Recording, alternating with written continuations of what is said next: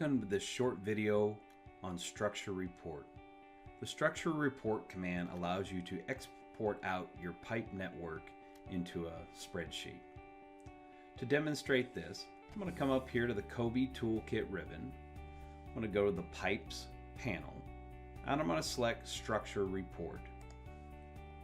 At the command line it says select your object, so I'm going to select all my objects here, and I'm going to press enter.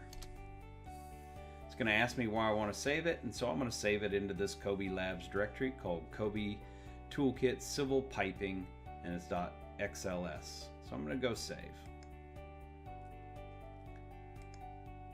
It's now creating this report. Now I'm going to go open up this file. So I'm going to go into Explorer here, and there's the file. I'm going to just double click on this, opening up the, and now we can actually see here it shows me all the different structures, the rim elevation, the northing and easting, the diameter or width of it. I can see the invert, the pipe size, and the slope, and what it's connecting to. And this goes down to all the different structures that I had selected.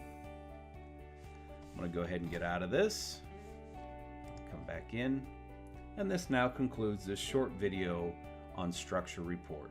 I hope you enjoyed it, and thanks for watching.